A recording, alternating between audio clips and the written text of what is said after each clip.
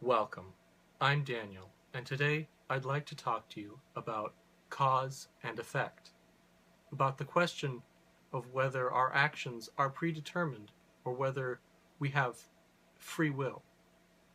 In fact, I think this question presents us with a bit of a false dichotomy between the two options because our actions are both predetermined and freely chosen.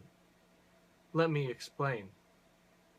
We know from the laws of science that we have deduced that one state, one arrangement of forces and particles, energy and matter, will always, in a deterministic sense, create the same outcome. It's what allows us to do science. It's what allows us to create laws explaining the way the universe behaves.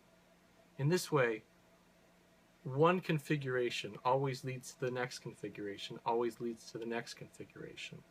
Our current state that we're in is due to the forces and locations and other things that were present in the previous state, which was due in turn to the previous state, in turn to the previous state, all the way back until whatever begun it all. An open question, and one which I don't know the answer to. But what we do know is that after that, it's been a series of causative chains that have led to the present moment. And the present moment, being one particular configuration of forces and energies and matters, will lead necessarily into a certain next moment. It's like if you put me in a room and asked me a question, I would give you an answer.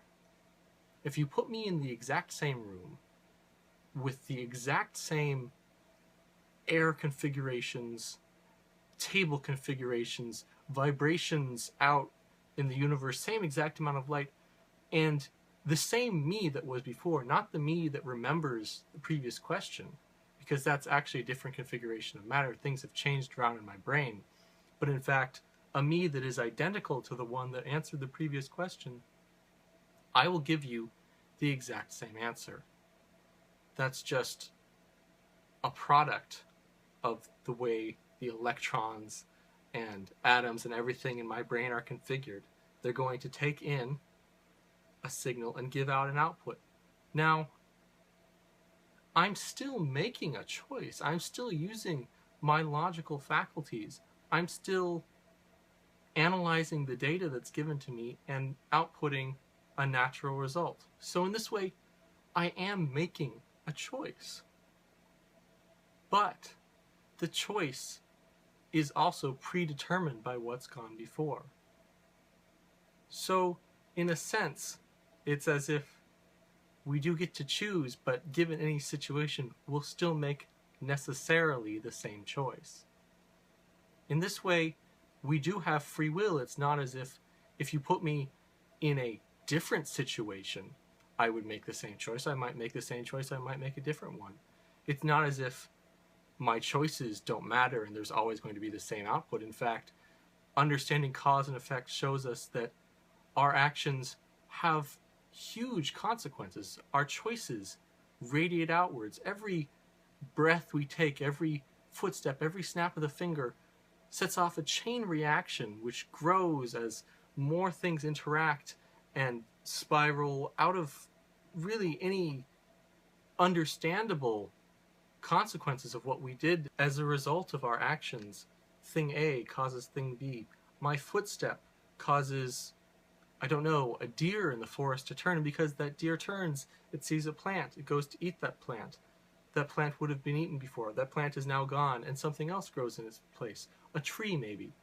And then that tree harbors a whole nest of birds that each go out and do a special thing in the world, each of which has a consequence, and a consequence, and a consequence, until finally you have something that could be on a national level. You could cause indirectly, through a chain of consequences, a revolution. You could save a life. A whole series of things could happen from very seemingly innocuous and small actions because of the laws of cause and effect. And in this way, the actions of our lives are very significant. In this way, everything that happens to us happens as a result of literally billions of years of chains of actions. The universe speaks to us, guides us through these actions, through the laws of cause and effect. A breath of wind upon our face is the result of thousands of other actions and will guide us to do many other actions.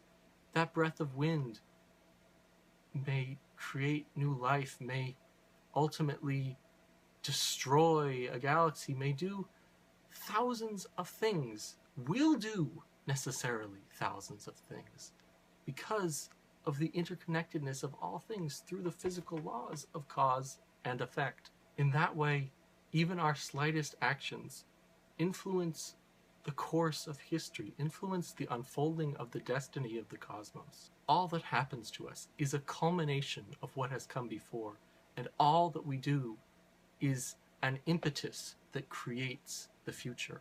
Thank you for watching, and have a nice day.